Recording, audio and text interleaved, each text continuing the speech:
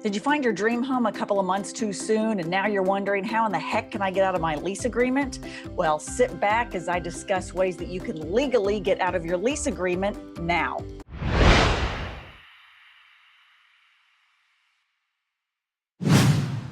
Hey y'all, Abby Husbands here. I'm a realtor in Austin, Texas, and today we're going to go over ways that you can legally get out of your rental lease agreement.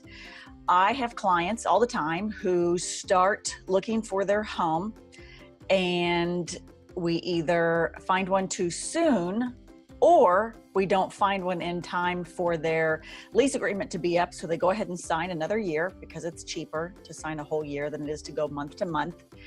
And when we do find their homes, their biggest question is, can they get out of their lease agreement legally? Well, good news, the answer is yes, you can get out of your lease agreement legally. And right now I'm going to go over the steps in which you can get out of your lease agreement. Step number one, pull out your lease agreement and see what it says. You should have a paragraph in there stating how you can legally get out of your lease. Typically, they're written pretty clearly in black and white, but if for some reason you got a gray area or there's something that you don't understand, step number two is call your landlord. Your landlord can usually spell it out for you and tell you exactly how you can get out of your lease agreement legally. And also give them notice at the same time. Give them a heads up, be courteous. Your landlord is going to help you find a replacement, but they're not going to know that you need a replacement unless you discuss it with them. Don't leave in the middle of the night, pack up all your stuff and hit the road and think that it's not going to affect your credit or going to affect the way that you can lease something in the future, because it absolutely will. So call your landlord and figure it out with him. In most instances, you will be charged a reletting fee.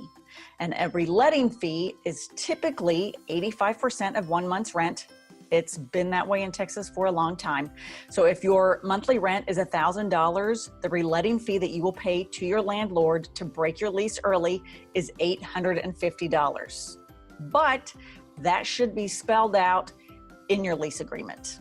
When you pay that reletting fee, you're also giving your landlord the heads up of your move-out date, which will give them time to find your replacement. Your replacement, and you can find them as well, but your replacement still has to pay the application fee. They still have to go through the background check and the credit check to make sure that they're worthy, they can afford your rental house or your apartment. But your landlord is required to find a replacement tenant for you to fill out the remainder of your lease.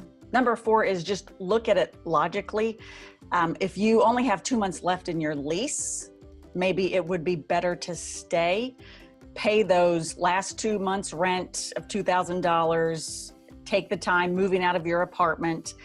One thing to know is that you will not owe the reletting fee on top of your remaining rent. So you can't be charged the reletting fee and your last 2 months rent. So just call your landlord, work it out, go from there, and you can find out all of the rules and regulations at TAA, which is the Texas Apartment Association, that texastenant.org.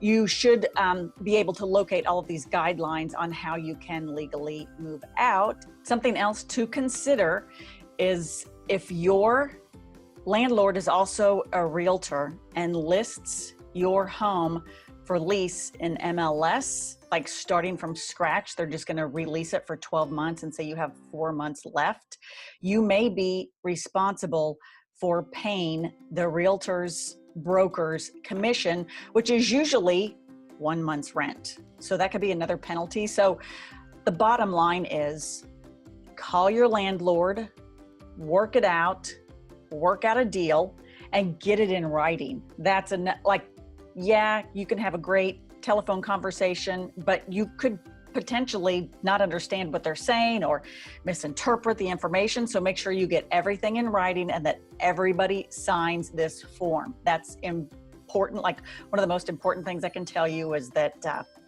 get it in writing. So bottom line is, yes, you should be able to get out of your lease agreement. I have plenty of clients that are asking about this right now with the cost of our homes steadily increasing in Austin, Texas. It's not getting any cheaper to buy a home. And with interest rates rising, a lot of my clients are seriously considering breaking their lease and buying a house now as opposed to waiting another 8 to 6 months. So I hope you found this informative. If you did, be sure and subscribe to my channel. Give me a big thumbs up. Share with your family and friends, and let me know if you have any questions. Also, for July, we're going to be having a giveaway. So I will be giving away a $25 gift card to Amazon.com. And the way that you can enter is to shoot me your email address to sign up for my monthly newsletter. You'll also have to subscribe to my channel to be entered to win. And all of the instructions are going to be in the comments below. So thanks so much, and I will see y'all next week.